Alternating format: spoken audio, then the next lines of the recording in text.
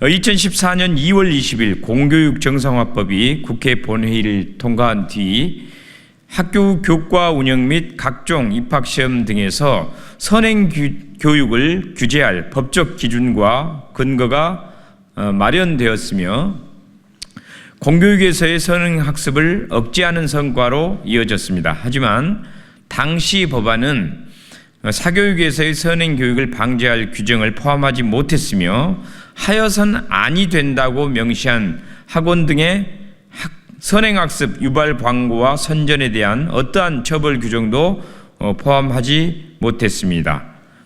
제8조 제4항에 이거를 담는 것입니다. 이는 사교육 시장에서 선행교습 상품 운영은 물론 법률상 금지된 선행 사교육 광고까지 거리낌 없이 횡행하게 되는 결과를 낳았습니다. 처벌 규정 없이 단순 금지만을 선언한 법률로 인해 선행 사교육 시장이 확대된 결과를 낳게 된 것입니다. 선행교습 상품은 긴 기간 학생들을 고객으로 유치할 수 있으며 현행이나 보습과 달리 성과에 대한 책임에 대해 비교적 자유로워 학원 운영에 있어 유리한 측면이 있습니다. 또한 어린 나이의 학생들에게 높은 학년과 학교급의 과정을 가르칠 수 있다는 것을 부각해 잘 가르치는 학원이라는 이미지를 얻을 수 있어 사교육의 주요 홍보 상품이 되었습니다. 현재 간단한 검색만으로도 선행교습을 내건 학원 광고를 쉽게 발견할 수 있습니다. 일상화된 선행교습 광고와 선전은 학생과 학부모에게 선행교육을 받지 않으면 도태될 것이란 식으로 불안을 자극합니다. 지금 안 보내면 늦습니다. 혹은 지금 6개월 앞서면 6년을 앞서간다는 광고 카피. 큰아이 입시 경험을 하신 분이라면 현행 수업만으로 절대 고등학교 과정을 따라가지 못하며 내신 성적이 나오지 않는다는 것을 아시게 됩니다. 와 같은 블로그 게시물 등 이 같은 광고와 선전은 학생과 학부모들을 불안하고 조급한 마음을 갖게 하며 변별을 최우선 가치로 삼은 대입제도 아래 더 빠른 선행이 더 나은 교육인 것처럼 여기는 그릇된 인식을 갖게 합니다. 과도한 선행교육은 건강한 인지 정서 발달 단계와 사회화 과정을 고려해 설계된 국가교육과정에 대한 불신을 키우고 학교 수업을 스포해 교사와 학생들의 부담을 크게 확대합니다.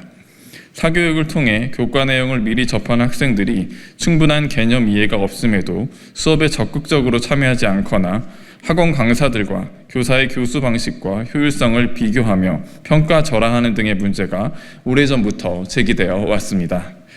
또한 최근 강남권 초등학교에는 방과 후 제출해야 할 학원 숙제를 수업 혹은 쉬는 시간에 하는 현상까지 나타나고 있습니다. 이는 선행 사교육을 하는 학생뿐 아니라 사교육에 참여하지 않는 학생들까지 수업을 통한 지식 및 공동체를 통한 사회적 경험 습득을 어렵게 만듭니다. 결국 어쩔 수 없이 모두가 사교육 및 선행학습에 참여하게 만들어 사교육비 상승과 공교육 교육력 약화로 이어지게 되는 것입니다. 최근 선행교습과 광고 형태는 더욱더 고도화되고 있습니다. 2024년 7월 실시한 사교육 걱정 없는 세상의 초등의대반의 선행교습 운영 실태조사에 따르면 전국 11개 시도 지역을 대상으로 키워드 검색을 실시한 결과 제주를 제외한 모든 지역에서 136개에 달하는 초등의대반 선행교습 프로그램 광고물이 확인되었습니다. 이 학원들은 평균 약 5년에 달하는 선행학습을 운영하며 이를 홍보하고 있었습니다. 이 결과는 단 2주간 저희가 인터넷 검색만으로 수집한 것으로 각 지역에서 이루어지는 실제 초등의대반 선행교습과 광고 실태에 비하면 빙산의 일각에 불과합니다.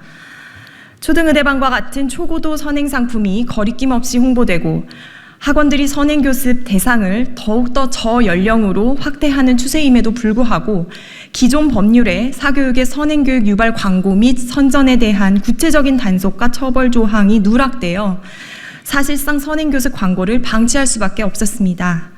2023년 더불어민주당 강민정 의원실의 조사 결과에 따르면 학원의 선행 광고 적발 및 행정조치 건수는 2019년 4건, 2020년 4건, 2021년 68건, 2022년 18건, 2023년 상반기 단 6건에 불과해 총 104건에 그쳤으며 같은 기간 부산, 대구, 인천, 대전, 울산, 세종, 강원, 충북, 전북, 전남 10개 시도교육청에서의 적발은 0건, 단 한 건도 이루어지지 않았습니다.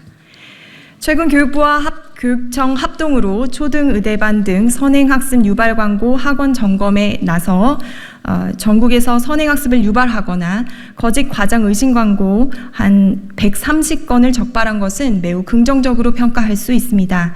하지만 관련 법률이 부재한 채 이루어지는 이러한 일시적 단속은 선행교습 광고를 근절하는 데는 거의 기여하지 못할 것입니다.